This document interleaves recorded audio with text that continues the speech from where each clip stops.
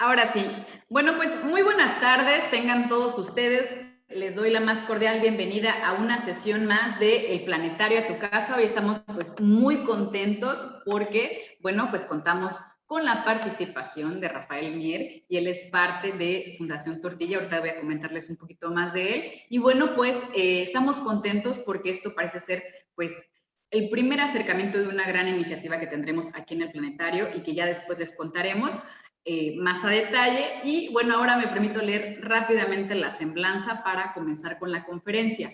Rafael Mier es fundador y director de la Fundación Tortilla de Maíz Mexicana, que es una iniciativa de la sociedad civil que busca promover la cultura y el consumo del maíz y la tortilla como elementos fundamentales del bienestar nacional mediante la generación y divulgación del conocimiento, el fomento de la educación, el fortalecimiento, el desarrollo social y económico y la vinculación de actores del sector maíz. Reconociendo al maíz como fuente primordial de la alimentación y nutrición de los mexicanos, como patrimonio natural y cultural y como símbolo de identidad nacional, con el propósito de asegurar la recuperación de una tortilla de calidad para el pueblo mexicano, se ha dedicado a impulsar la modificación de la NOM 187, la cual regula la elaboración y venta de tortilla en México. Pues sean todos bienvenidos a esta conferencia. Les recuerdo antes de comenzar, ¿no?, que al final tendremos una sesión para todas las preguntas, así es que, bueno, les doy la bienvenida a esta charla titulada Biodiversidad del maíz y su presencia en la cocina mexicana. Bienvenido, Rafa. No, pues muchas gracias, Milagros, muchas gracias al Planetario por la oportunidad de compartir esta plática. Y bueno, pues a todas las personas que nos están escuchando y a la red de planetarios que también se están uniendo a esta transmisión. Vamos a compartir una presentación que es sobre la cual iremos pues impartiendo la charla. Espero que ya la puedan ver ahí. Ya está ahí, ¿no? Y ahí la vemos, perfecto. Muy bien. Bueno, pues vamos a platicar hoy acerca de la biodiversidad del maíz, ¿no? Seguramente ustedes han escuchado que el maíz, pues, es el alimento más importante de nuestra cultura en México, de nuestro país, y precisamente somos centro de origen de este especial cultivo, ¿no? Tan importante. Entonces, bueno, vamos a hablar acerca de eso. Aquí tienen mis datos, ahí está mi correo, ahí está mi celular, por si alguien nos quiere contactar, ¿no? Antes de eso, y aunque bueno, pues ya nos hizo una introducción aquí, amablemente Milagros, somos una institución sin fines de lucro. Fuimos fundados en 2015. Ahorita en noviembre tenemos nuestro 5º aniversario. Y pues justamente esta organización surgió por darnos cuenta que México se está alejando de su cultura del maíz. Poco a poco los mexicanos estamos olvidando la gran importancia que tiene este alimento en nuestra cocina, en nuestra cultura, en el campo, ¿no? El maíz es un gran motor económico de desarrollo para campesinos, para tortillerías, para restaurantes. Y desafortunadamente cada día México está dejando de comer maíz. Entonces es por eso que nosotros surgimos ante la necesidad de promover la cultura, la conservación de la cultura y promover el consumo, que no dejemos de comer maíz y tortilla como elementos fundamentales del bienestar nacional. Entonces, bueno, eso somos nosotros. Mi nombre es Rafael Mier y soy el director de esta organización, ¿no? Pero bueno, vamos a entrar ya en materia. Primero, pues yo quisiera hablarles de la gran importancia que tiene el maíz para nuestro país. Y primero, pues había que hablar de la importancia cultural. Gran parte de las civilizaciones que tuvieron origen en nuestro país fueron nutridas con el maíz como principal alimento, ¿no? Ahí se estima que el maíz, pues es un alimento que se domesticó hace cerca de 9,000 años prácticamente. Y a partir de estos 9,000 años, la relación entre el ser humano y la planta del maíz, pues ha sido muy estrecha, ¿no? Muchas civilizaciones, como es el caso de la civilización maya, que es donde se encuentra este planetario, es toda esta región maya de la península de Yucatán y alguna parte, pues, de Tabasco. Ahí se dio cita, ¿no? Pues todo el desarrollo de la civilización maya. Y para el pueblo maya, pues el maíz era un elemento de gran importancia. De hecho, en el libro sagrado de los mayas, pues se habla de cómo el hombre y la mujer, por supuesto, pues fueron creados a partir de masa de maíz. O sea que ya de ahí podemos imaginar la gran importancia y relevancia que tiene el maíz, pues para culturas como la maya, ¿no? Que también comprende a Belice y Guatemala, inclusive un poco más al sur, ¿no? Así lo mismo sucede con los aztecas, con los olmecas. Muchas de las civilizaciones pues tenían el maíz como un elemento central. Y esto pues continúa hasta nuestros días, ¿no? Todavía hasta la fecha pues existen muchos rituales, existen muchas ceremonias que se llevan a cabo a lo largo y ancho de todo nuestro país, en las diferentes comunidades indígenas y también pues las comunidades ya mestizas, pues que todavía tienen en gran estima el maíz, ¿no? Ahora, en la parte económica, social y económica, pues el maíz es un gran motor de desarrollo. Se habla de que existen más de 2 millones de productores de maíz en México. Hay más de 100,000 tortillerías, 500,000 restaurantes. Entonces, pues imagínense toda la derrama económica, la generación de empleos que ofrece el maíz, ¿no?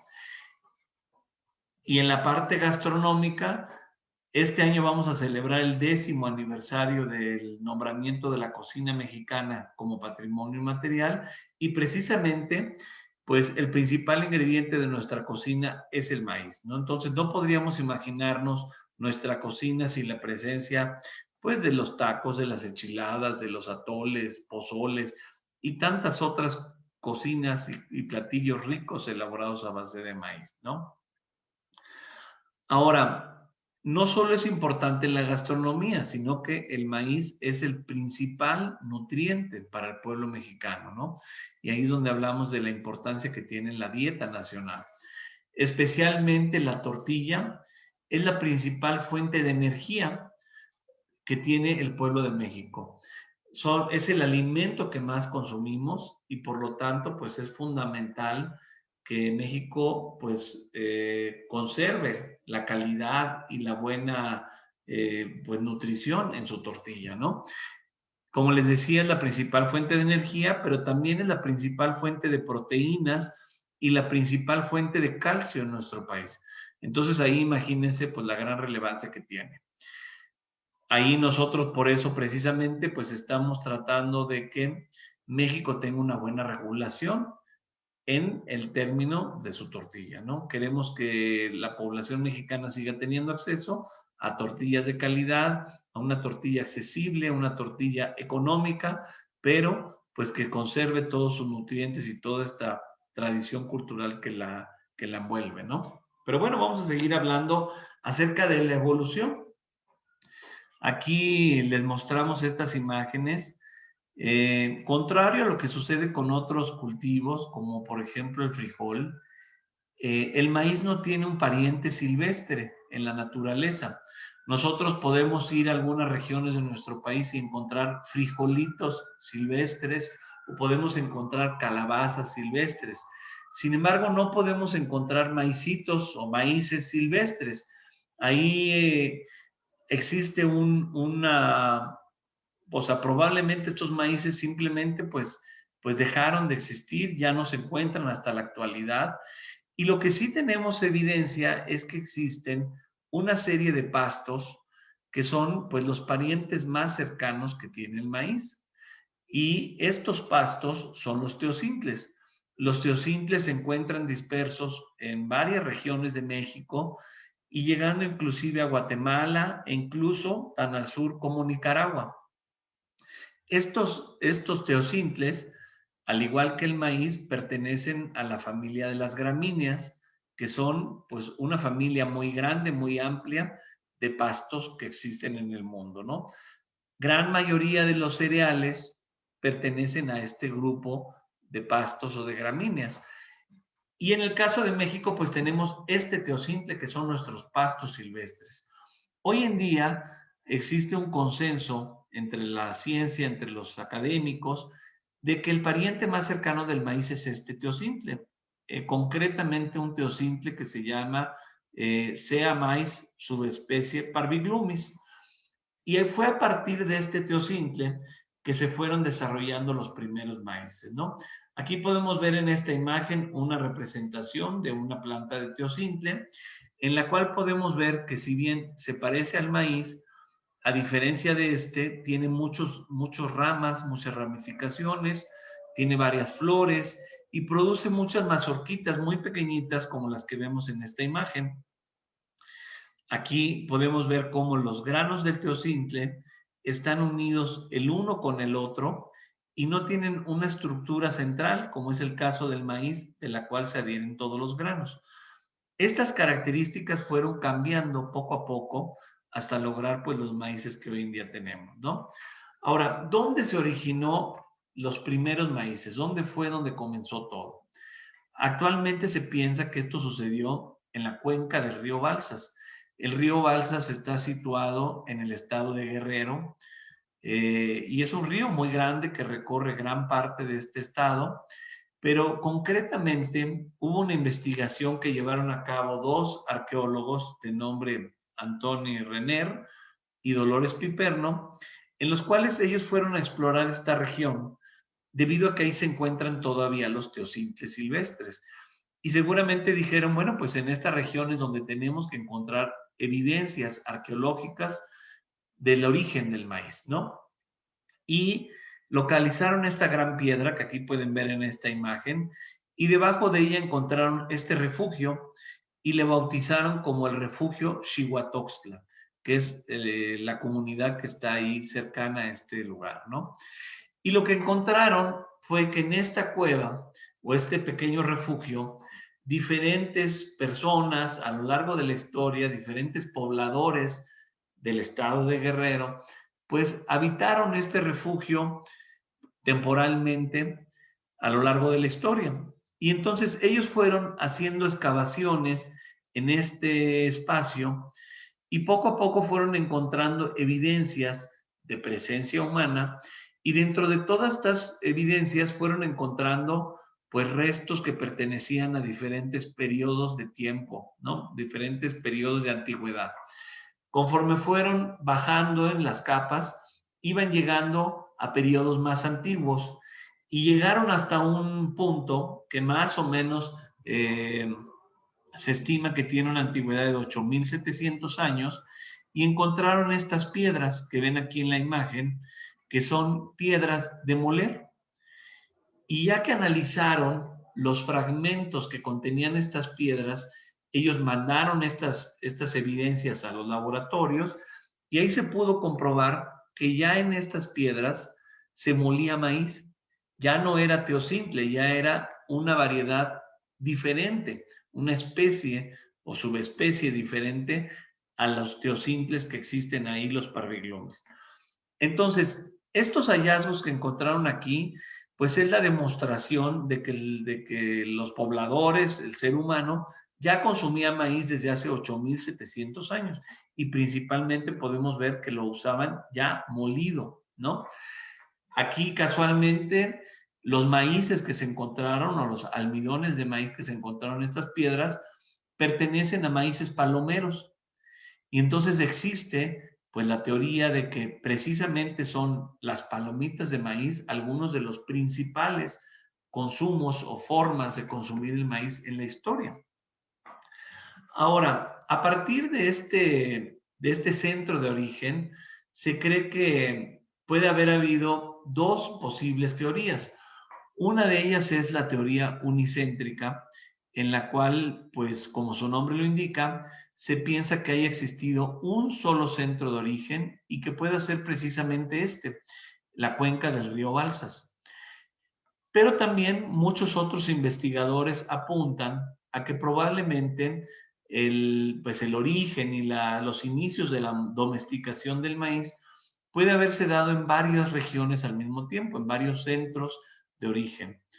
Aquí, ¿qué es lo que ha de haber pasado? Seguramente la planta del teocintle, debido a algún cambio físico en la tierra, en el clima, seguramente sufrió una mutación. Y esa mutación debe de haber dado a una fase intermedia de maíces, que son estos maíces primitivos que hoy en día ya no están entre nosotros, ¿no? Es una especie de eslabón perdido que tenemos entre la planta del teocintle y la planta del maíz.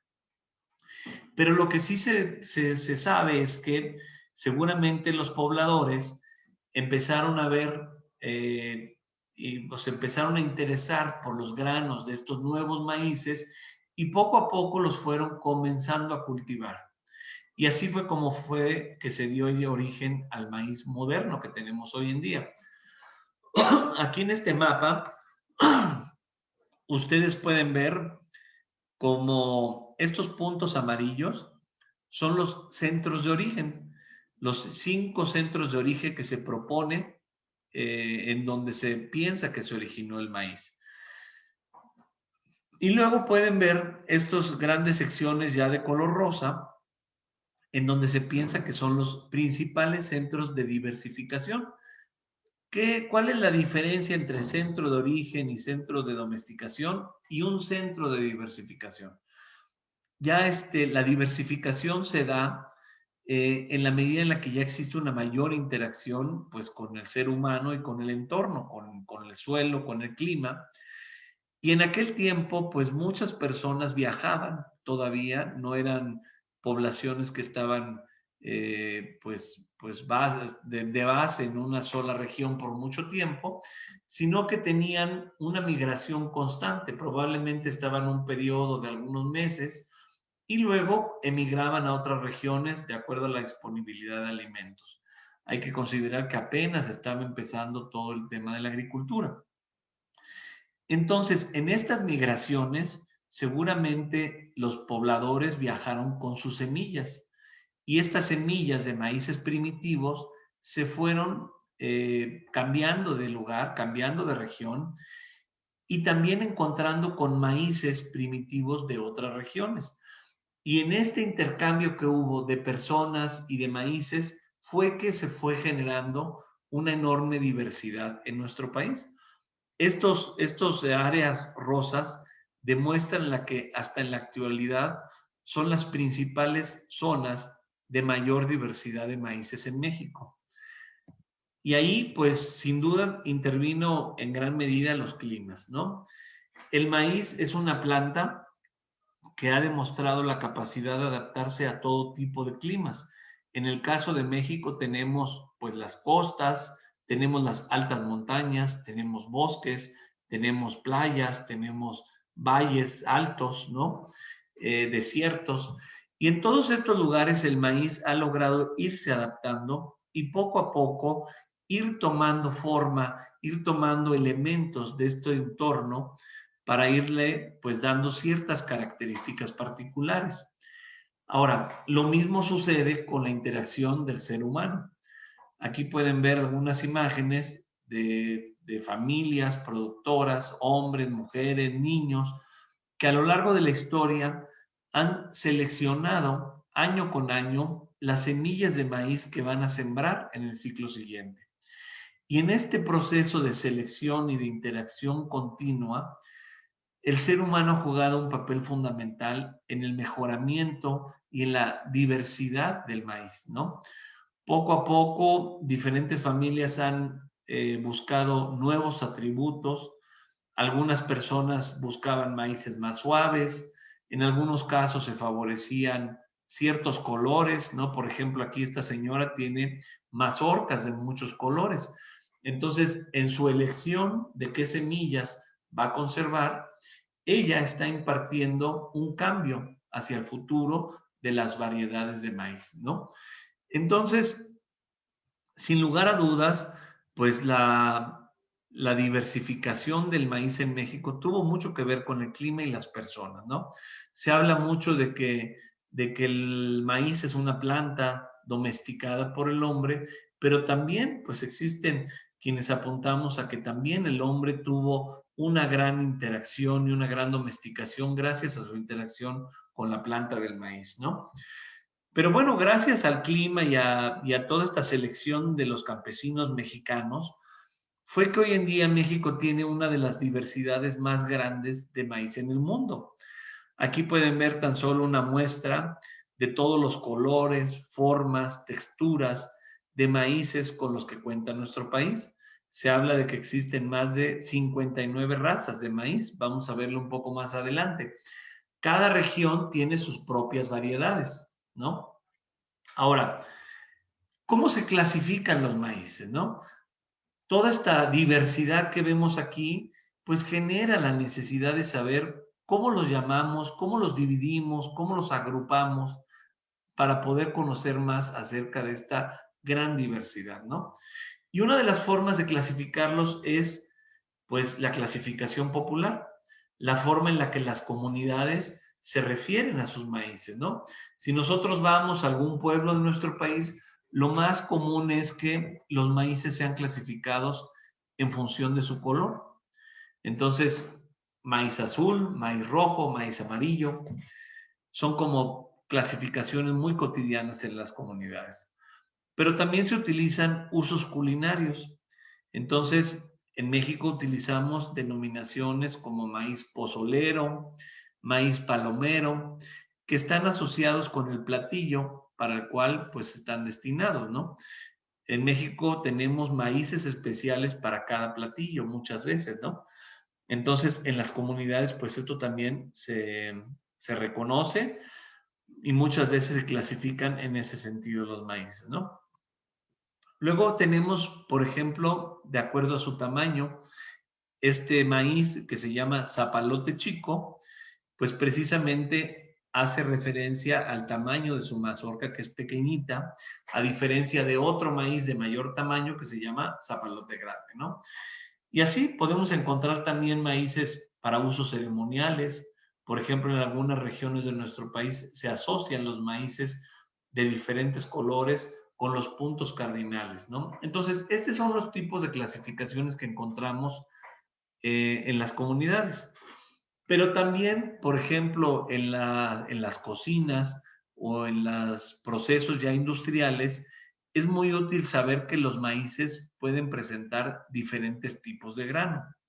Y aquí les mostramos esta imagen de los 6 principales tipos de grano que se presentan en el grano del maíz.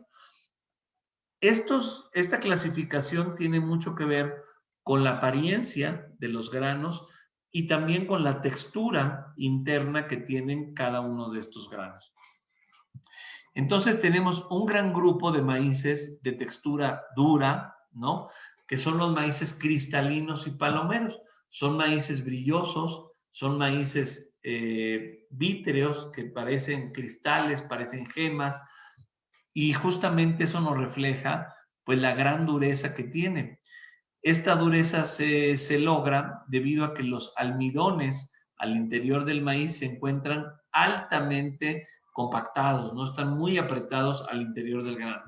Mientras que hay otros granos, como es el caso de los maíces dentados y los maíces harinosos, que los almidones están más dispersos y de manera que generan un grano más suave, ¿no? Los harinosos, ahorita vamos a ver su interior, son granos muy esponjosos, ¿no? Y luego tenemos otros 2 tipos de grano muy particulares de nuestro país, que son los maíces dulces, que como pueden ver aquí en la imagen, son maíces que al deshidratarse, pues generan esta apariencia como, que se chupan un poquito los granos y generan, pues, un grano un poco arrugado, ¿no? Y finalmente tenemos este otro tipo de grano, que son los maíces tunicados, en los cuales cada uno de los granos está recubierto por una pequeña hoja de maíz o un totomoxtle, ¿no? Aquí van a ver esta imagen. Aquí pueden ver ustedes el interior de estas mazorcas, donde pueden ver cómo los granos palomeros o cristalinos contienen esta apariencia cristalina, este endospermo, que es como se le llama a esta carnita, muy apretada, muy compacta y únicamente tiene una parte suave, almidonosa, harinosa, que es esta parte central. Mientras que los maíces harinosos son totalmente suaves, ¿no? Inclusive aquí pueden ver cómo tienen hasta grandes cámaras de aire al interior de los granos, ¿no? Este tipo de características son muy útiles para saber cómo procesar o cómo preparar cada uno de estos tipos de maíz. Un maíz muy duro, por ejemplo, pues funciona muy bien para hacer palomitas. Estos maíces intermedios, dentados, son ideales para hacer tamales, para hacer tortillas. Y los maíces harinosos son ideales para comerlos en elote, ¿no? O también como harina, por ejemplo, para toles o para hacer galletas o gorditas o algunos otros tipos de alimentos, ¿no? Ahora, existe otro tipo de clasificación en el maíz, que es la clasificación taxonómica, la cual está basada en el sistema de clasificación de Carlos Linneo y que le asigna a cada una de las especies de nuestro planeta, pues, un nombre científico, ¿no? Entonces, todos los tipos de maíz que existen en el mundo pertenecen a una sola especie, que es el sea maíz. Subespecie maíz, o sea, sea maíz, maíz. Y todos los maíces, como los que vemos en esta foto, pertenecen a esta única especie. Esto quiere decir que no tenemos muchas especies de maíz, solo hay una. Y es por eso que los científicos pues han tratado de encontrar una forma de clasificar el maíz en un nivel inferior. Como ya no podemos hablar de especies debido a que ya estamos en el nivel de la especie, es que se propuso que se dividieran los maíces de acuerdo a razas, igual que se hace con los animales, como los perros, las vacas y algunos otros especies animales, ¿no? También se puede clasificar al maíz con el término razas, ¿no? Esta idea de clasificar al maíz con razas fue una propuesta que hicieron estos dos investigadores americanos, Edgar Anderson y Hugh Kotler. Y ellos básicamente, pues lo que se dieron cuenta es, pues lo que vemos en la imagen de la derecha, es que sí podemos agrupar a los diferentes maíces con maíces que se parezcan y que tengan características similares. Y aquí pueden ver ustedes algunos ejemplos de cómo, pues sí, podemos claramente identificar que los maíces son diferentes entre sí, ¿no? Y entonces ellos crearon esta clasificación a partir de las razas, ¿no? Aquí, por ejemplo, les pongo un ejemplo de una comparación de dos razas de maíz, los cuales los dos se utilizan para pozole, y pueden ver cómo del lado izquierdo están maíces cacahuacintles, que aunque cambian en el tamaño, cambian en la forma, todos se ven bastante homogéneos, bastante parecidos, y por lo tanto pueden ser considerados como parte de una sola raza de maíz cacahuacintle. Y del lado derecho vemos otros ejemplares, otros mazorcas, esta vez de la raza maíz ancho. Y aquí sí pueden darse cuenta cómo existen diferencias sustanciales, ¿no? En la forma de la mazorca, en el tamaño del grano, en el número de granos que tienen las mazorcas. Entonces, así es como se han ido clasificando los maíces de nuestro país.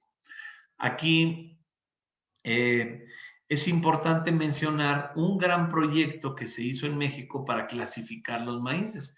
De 1943 a 1950, estos dos investigadores, el doctor Edwin Wellhausen y el doctor Efraín Hernández Xolocotzin, viajaron por todo nuestro país recolectando maíces y fueron trayendo esas muestras al centro de México y las sembraron todas ellas y las estuvieron observando, estuvieron dándose cuenta que cuánto tiempo tardaban en producir, qué cantidad de hojas producían, cuántos días tardaban en florear, y así una gran cantidad de características que ellos fueron evaluando con el propósito de clasificar los maíces de una mejor forma. Y fue así que en 1952 se publicó el libro Razas de Maíz en México, ¿no? Y en este libro se describieron las primeras 25 razas de maíz. Este fue un gran trabajo de investigación que estuvo a cargo de la Fundación Rockefeller y también auspiciado por la Secretaría de Agricultura de nuestro país, ¿no? Posteriormente, poco a poco se fueron describiendo y denominando nuevas razas de maíz. Aquí van a poder ver esta presentación, pues ustedes la van a poder ver a detalle, pero aquí vienen algunos de los investigadores que fueron describiendo nuevas razas de maíz, una información que pueden ustedes encontrar en este libro, el cual pues está disponible en su versión digital, ¿no? Ahora, aquí pueden ver la gran diversidad que tiene, ¿no? Aún a pesar de que nuestros maíces mexicanos se agrupan por razas, aquí podemos ver cómo dentro de una misma raza podemos ver diferencias sustanciales en los maíces de diferentes productores. Esta imagen que ven ustedes aquí son maíces cacahuacintles obtenidos de campos de diferentes productores. Entonces, aquí pueden ver cómo cada familia, cada región que cultiva maíces criollos, poco a poco a lo largo de la historia van imponiendo o van creando un sello distintivo a sus propias semillas, ¿no? Y es por eso que es tan importante, pues la gran diversidad que tiene nuestro país. Podríamos hablar de que cada familia productora de nuestro país de maíz criollo o nativo tiene su propia variedad, ¿no? La que ha ido conservando generación tras generación, ¿no? Ahora, ya para ir concluyendo toda esta parte de la clasificación de maíces, quiero compartirles que de 2007 a 2015 se volvió a hacer un gran esfuerzo nacional por documentar qué maíces tenía nuestro país. Pasaron más de 70 años desde la primera colecta sin que se hiciera un ejercicio a nivel nacional. Y aquí, pues, en el año 2007 se inició este gran proyecto global de maíces nativos, en los cuales participaron principalmente la CONABIO, el INIFAP y el Instituto Nacional de Ecología. Y ellos lograron hacer una gran colecta nacional con el apoyo de más de casi 80 instituciones, casi 300 investigadores, que estuvieron otra vez verificando todos los tipos de maíz que tiene nuestro país. Y gracias a ese trabajo fue que se logró concretar pues una gran información, la cual está disponible en la página de la CONABIO.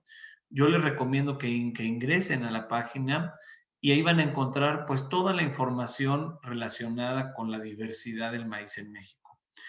Este cartel que ven ustedes aquí es el cartel que se produjo a partir de esta investigación, junto con una serie de libros, de estudios que acompañan pues todo este gran trabajo, ¿no? Además de muchas bases de datos, mapas, y pues bueno, mucha información relacionada con nuestros maíces, ¿no? Perdón. Bueno, ahora vamos a pasar ya al uso de toda esta diversidad. Ya vimos que México tiene una enorme diversidad de maíces nativos y criollos. Y ahora vamos a hablar de cómo estos maíces forman parte de nuestra cocina. Aquí un tema importante a recordar es que nuestro país se compone de muchas culturas. Tenemos más de 50 pueblos indígenas en nuestro país, un número similar de lenguas y dialectos, con los cuales pues cada región tiene sus propias costumbres, sus propias culturas alimentarias. Y en el caso del maíz, pues esto también es cierto. Cada región de nuestro país tiene sus propios maíces, los cuales están adaptados a las condiciones climáticas y a los platillos tradicionales que las culturas fueron desarrollando.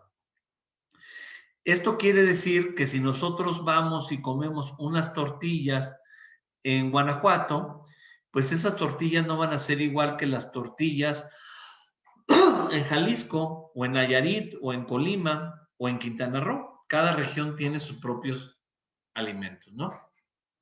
Ahora, también es importante hablar de la gran importancia que tiene. Ya habíamos hablado de que el maíz criollo se conserva por más de cerca de 2 millones de productores, que son los cuales están apoyando en la conservación de la diversidad de todos estos maíces, ¿no?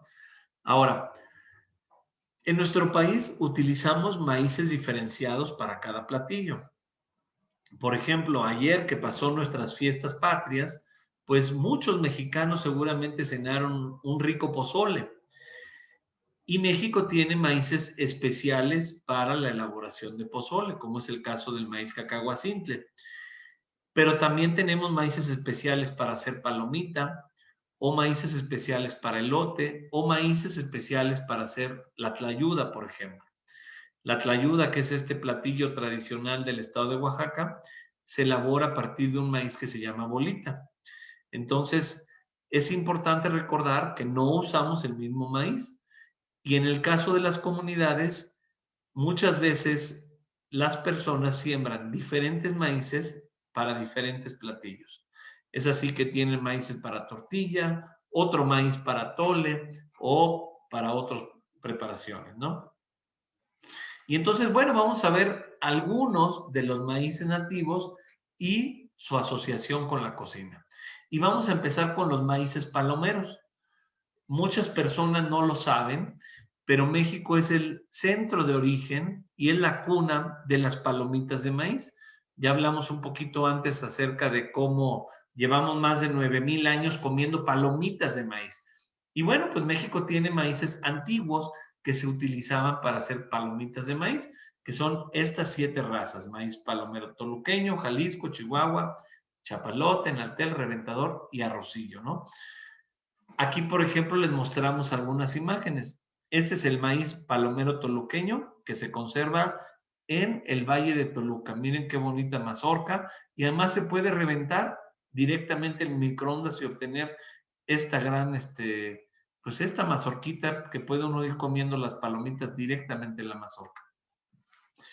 Las palomitas se siguen utilizando también como un elemento ceremonial. Aquí, por ejemplo, podemos ver estas estrellas que se presentan en la fiesta de San Agustín en una comunidad mazahua, ¿no? Entonces es muy interesante, y esta es una costumbre que viene desde tiempos prehispánicos, ¿no? Aquí podemos ver que los maíces palomeros también presentan diferentes colores. Todos estos son maíces mexicanos de la raza palomero toluqueño. La palomita siempre es blanca porque son los almidones los que le dan este color blanco, ¿no? Y los almidones siempre son blancos o ligeramente amarillitos, ¿no? Tenemos otro maíz muy antiguo que se llama maíz chapalote. Con este maíz también se pueden hacer pinoles, se pueden hacer palomitas. Este es un maíz que se distribuye principalmente en Sonora, Sinaloa y Chihuahua. Y es también uno de los maíces más antiguos de nuestro país. Tenemos este otro maíz maravilloso del estado de Jalisco, se llama maíz reventador, y aquí pueden ver cómo se pueden reventar las mazorcas de color negro, de color amarillo, rosa. Hay muchas variantes de color, ¿no? Ahora vamos a hablar del plato emblemático, ¿no? El pozole. Aquí pueden ver en estas imágenes muchos platillos de pozole. Y como comentábamos, ayer muchos mexicanos cenaron pozole. Algunos habrán cenado pozole blanco, otros pozole rojo, pozole seco o pozole verde tradicional de Guerrero, ¿no? Pero lo que muy pocas veces sabemos es que cada estado, cada región, utilizaba diferentes maíces para hacer sus pozoles. Entonces, por ejemplo, Guerrero, que tiene tanta tradición de sus pozoles, ellos utilizan el maíz ancho, mientras que en el centro de México se prefiere el maíz cacahuacintle. Luego tenemos en Nayarit este gran maíz, el maíz jala, que es el maíz más grande del mundo, se utiliza también para hacer pozole, ¿no? Entonces, aquí hay que considerar que cuando hablamos de recuperar y conservar nuestra cocina tradicional, los platillos, como es el caso del pozole, están asociados a un maíz en particular. Y ahí lo interesante sería que los mexicanos empecemos a reconocer y a saborear toda esta diferente gama de alternativas que tiene nuestro país y que cada región posee, ¿no? Ahora, otra de las grandes riquezas que tiene nuestro país es la gran diversidad de elotes.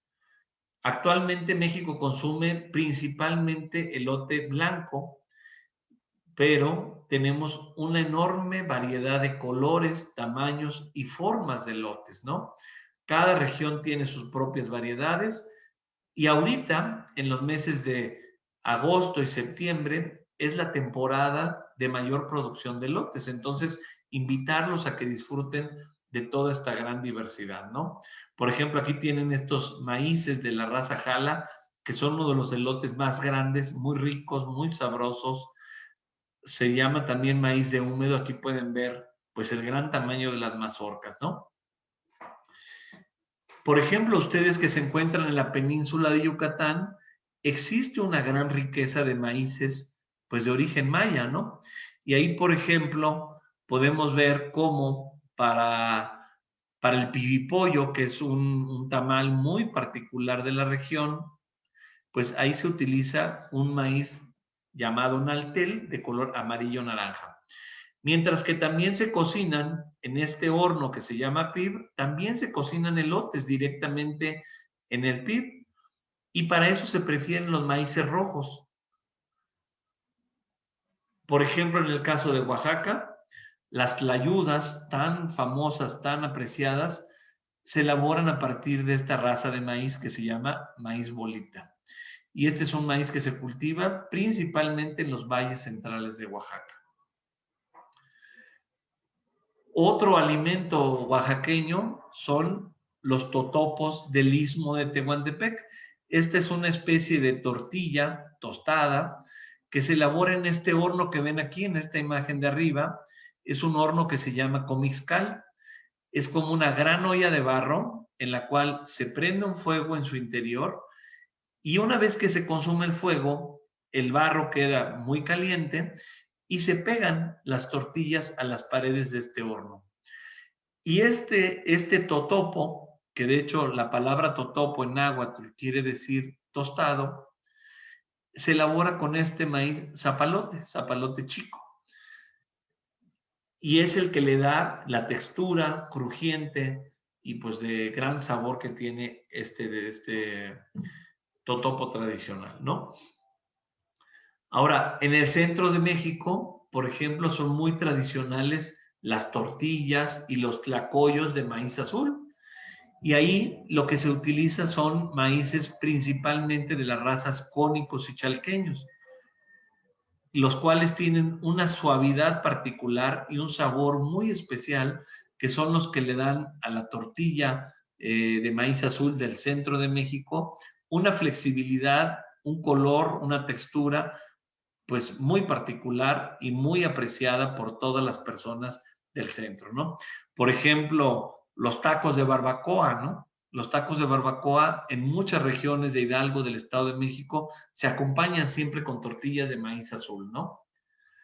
Por ejemplo, hay maíces morados. Este es un maíz maravilloso del estado de Tlaxcala, que también está asociado con un platillo tradicional, es un atole agrio, que se prepara para celebrar al santo justamente de esta comunidad, a San Juan Bautista. Cada 24 de junio se prepara este atole agrio tradicional que se sirve con frijoles del tipo ayocote, así como lo pueden ver en esta imagen, ¿no? Otro maíz muy particular, pues es el maíz cacahuacintle, y con este maíz cacahuacintle se muele y se obtiene una harina, la cual se utiliza para elaborar las tradicionales gorditas de la villa o gorditas de iglesia, gorditas de atrio, que tradicionalmente se encontraban para su venta pues a la salida de las iglesias en muchos lugares del centro del país, ¿no? Por ejemplo, este maíz dulce que hablábamos al principio de cómo tienen estos granos chupaditos, chupados, que parecen pasas.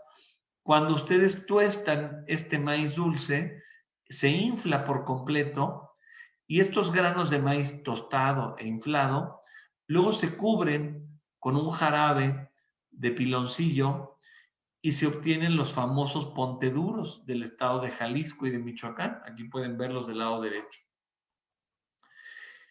Y luego, pues podríamos seguir hablando de muchas asociaciones del maíz y los platillos, pero yo creo que la reina de todos los platillos mexicanos elaborados a base de maíz es la tortilla y la tostada, ¿no? Y aquí en estas imágenes les mostramos pues la enorme diversidad de tortillas y tostadas que existen en México. No tenemos una sola tortilla, tenemos tortillas blancas, azules, rojas, amarillas, tenemos tortillas blandas, tenemos tortillas duras, pequeñas, grandes, tostadas, totopos, y todo esto está asociado con la enorme diversidad genética que tienen nuestros maíces en México, ¿no? Entonces, cuando hablamos de la importancia de conservar pues toda nuestra cultura, toda nuestra identidad y nuestra alimentación, es forzoso que veamos cómo la diversidad pues es fundamental en la conservación de nuestra gastronomía, ¿no? Y justamente quiero cerrar con esta reflexión, ¿no? La cocina mexicana ha sido declarada ya como un patrimonio intangible de la humanidad, ¿no? Esto que ven ustedes del lado izquierdo, pues es el reconocimiento que se le dio a México como país por su cocina, basado principalmente en el paradigma de la cocina michoacana, pero extensivo pues a la gran cultura culinaria de nuestro país, ¿no?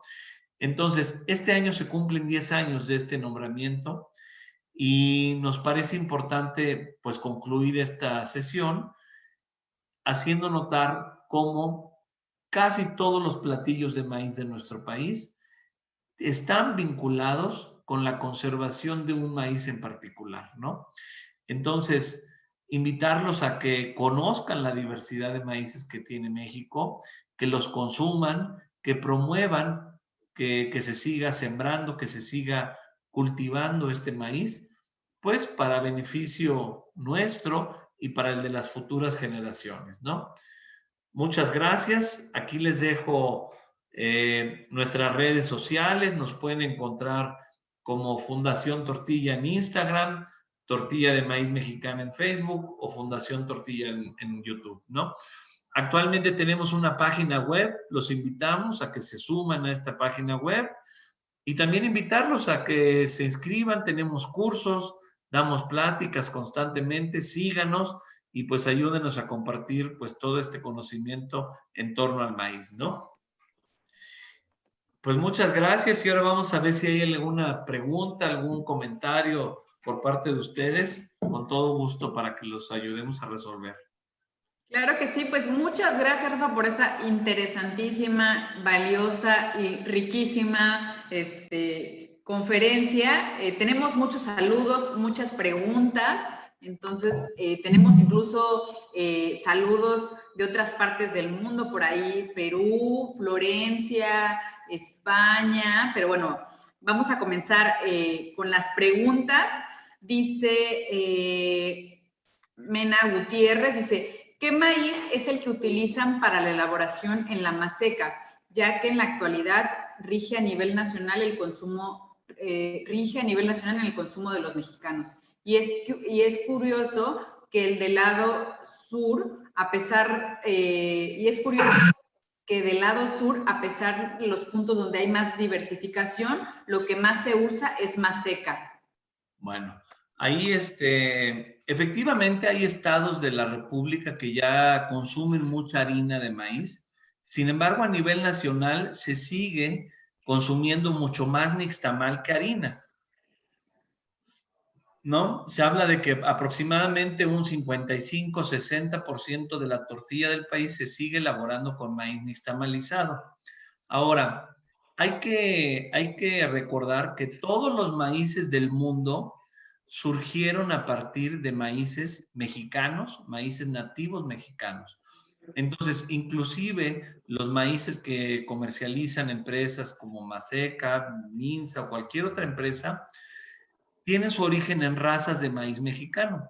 Por ejemplo, en estos maíces comerciales, pues muchas veces provienen de maíces de la raza Celaya, de la raza Tuxpeño, y a partir de ahí se han ido desarrollando variedades comerciales de producción más alta y son las que muchas veces procesan estas industrias, pero pues todas ellas provinieron de nuestros maíces nacionales, ¿no?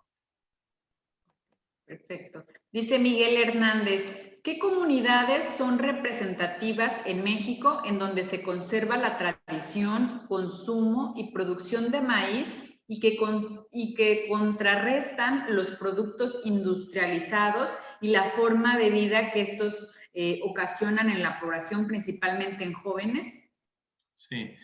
Bueno, pues afortunadamente existen muchas regiones de nuestro país que siguen una fuerte tradición de agrícola y también de procesamiento y consumo de estos maíces, ¿no? Hay estados completos, ¿no? Como es el caso de Oaxaca, de partes de Chiapas, Tlaxcala, Puebla, Hidalgo. Hay muchos estados que tienen una alta producción de maíz nativo de forma tradicional, todas las huastecas, ¿no? Son regiones que mantienen muy viva la tradición de sembrar, ¿no? Por ejemplo, hay comunidades, como es el caso de San Juan Ixtenco, como les mencionaba antes en Tlaxcala, pues son comunidades que se han caracterizado en el país por su lucha y su interés en promover y conservar las tradiciones, ¿no? Y así podríamos mencionar muchas, ¿no? Afortunadamente, muchas regiones siguen siendo grandes productoras de maíz, ¿no? A ver, tenemos más preguntas. Dice Grisaru Marius, un cordial saludo desde Florencia, Italia. Sandy de Jesús, saludos de San Luis Potosí. Alejandro Nuricumbo, saludos de Santiago de Compostela, España. Cris Caterín Salas Muñiz dice, saludos de una peruana que ama el maíz en Perú. Tenemos 52 razas de maíz e igualmente lo utilizamos en distintos platos. Ahora viendo su exposición estoy viendo muchas variedades que no conocía y aprendiendo más. Lindo país México que tuve la oportunidad de visitar. Saludos, saludos hasta allá. Rocío Mendoza dice, ¿qué avances se tienen sobre el estudio del genoma del maíz para conocer los genes involucrados en su adaptación en diferentes ambientes? Bueno, primero pues agradecer a todas las personas que nos están saludando. Ahí reconozco algunos nombres de amigos que nos escuchan pues desde lugares tan lejanos, ¿no? Como Europa, como Perú. Muchas gracias. Curiosamente, muchos de los países que se mencionaron son países con una gran tradición de maíz también, ¿no? Perú, Bolivia, Italia, que tiene todos sus maíces para polenta en el norte, o inclusive España, en Galicia, en Santiago de Compostela, y había maíces de gran calidad y hasta la fecha se siguen cultivando, ¿no? Con relación a los estudios del genoma, se han estudiado el genoma ya del maíz. De hecho, pues se descifró el genoma del maíz precisamente a partir del maíz palomero toluqueño. Entonces, sí existe bastante información acerca del maíz. Es una de los cultivos o de los alimentos que más estudios se le han realizado. Es el alimento que más se siembra en el mundo. Y desafortunadamente este tipo de tecnología o este tipo de conocimientos, pues en algunas ocasiones se han utilizado en contra del propio maíz y justamente pues cuando el descifrar el genoma del maíz ha permitido pues que hoy en día pues se altere genéticamente este cultivo, y esto es algo a lo cual pues nosotros como fundación y personalmente pues no estamos de acuerdo. Nosotros creemos que tenemos que conservar el maíz como un patrimonio de la nación, un patrimonio de la humanidad, al cual tenemos que respetar y no hacerle alteraciones genéticas, ¿no? Por lo menos dentro de su misma especie, ¿no? Claro. Seguimos con los saludos de Sandy de Jesús y saludos Cris Choclo en el Perú. Gab Torres dice, buenas tardes, en nutrición los médicos recomiendan el consumo de 2 o 3 tortillas. ¿Cuál es la más recomendable? Pues bueno, ahí lo más importante es el maíz, al igual que todos los cereales, son alimentos que contienen energía, ¿no? Producen energía, son carbohidratos, los cuales son necesarios para tener las fuerzas, para trabajar, para estudiar, ¿no? Ahora, lo que sí es importante es no exceder, de la misma manera que no debemos exceder el consumo de ningún alimento, En el caso del maíz, pues bueno, no exceder su consumo y también tener una dieta, una ingesta acorde a nuestra actividad física, ¿no? Nosotros no podemos comer muchas tortillas si tenemos poca actividad física, ¿no? Entonces, pues seguir las recomendaciones pues de sus familias, ¿no? Principalmente las madres son nuestras primeras personas que nos recomiendan la nutrición balanceada. Y bueno, pues si ya tiene recomendaciones de un profesional como un nutriólogo, bueno, pues seguir las recomendaciones, pero no abandonar el consumo de maíz, que es un alimento rico en energía, rico en fibra, alto en calcio, la tortilla, ¿no? Gracias a la adición de la cal en la nixtamalización, que siempre tengan al maíz presente como base de una alimentación nutritiva, saludable, variada, ¿no? Nos preguntan también por acá, bueno, hay todavía tiempo para una última pregunta. Dice, ¿existe alguna legislación para la defensa de nuestro maíz en México? Sí, pues esa es una muy buena noticia de que este año, gracias a la iniciativa de dos senadoras, la senadora Ana Lilia Rivera y Jesús Rodríguez, tenemos ya una ley de protección y fomento al maíz nativo. Esta ley se aprobó recientemente, tanto en la Cámara de Diputados como en la Cámara de Senadores, y actualmente pues está trabajando para hacer toda la reglamentación de esta ley. O sea que sí, el gobierno mexicano ya tiene una obligación por ley de cuidar y proteger estos maíces para el futuro y pues para bien de la humanidad completa, ¿no? Perfecto. Y ya tenemos varias preguntas, pero ya después igual, y te pido que si lo podemos checar, pues nos agota el tiempo, pero una última pregunta que me parece muy relevante, nos preguntan acá por WhatsApp, ¿cómo podemos contribuir a que no se pierda la tradición del maíz y cómo podemos contribuir con Fundación Tortilla? Bueno, pues yo creo que la tradición y la cultura muchas veces se transmite en casa, ¿no? Entonces yo los invitaría a que todos ustedes en sus familias, con sus hijos, sus sobrinos, sus hermanos, amigos, fomenten el consumo de maíz, ¿no? Que recuerden aquellas recetas de la familia, que muestren a las nuevas generaciones pues la gran grandeza que tenemos de platillos, todos los sabores y tradiciones que tenemos en torno al maíz, ¿no? Esa sería mi recomendación, ¿no? Todo mexicano debería de saber reconocer la calidad de una buena tortilla, debería de saber cómo se elabora una tortilla, ¿no? Siendo nuestro principal alimento. Entonces, eso es algo que podemos hacer en casa, ¿no? Ahora, ya en concreto, ¿cómo pueden colaborar con nosotros? Bueno, pues hay muchas formas. Nosotros somos una asociación civil, generamos mucha información, generamos artículos, generamos videos. Una forma de ayudarnos es ayudarnos pues compartiéndolos, leyéndolos, ayudándonos a divulgar esta información. También tenemos programas de voluntariado, se pueden hacer servicios sociales, prácticas profesionales con nosotros. Aceptamos donativos también, ¿no? Para seguir trabajando con nuestra labor. Hay personas que nos dicen, oye, yo puedo ayudar porque sé sacar fotografías, ¿cómo te puedo ayudar si soy fotógrafo?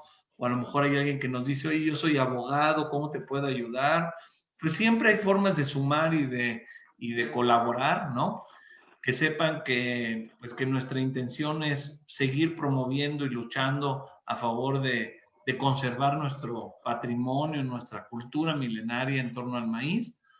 Y pues bueno, que cualquier forma de colaborar en ello, pues es bienvenida, ¿no? Y ahí están todos nuestros datos para que si gustan, pues puedan comunicarse con nosotros.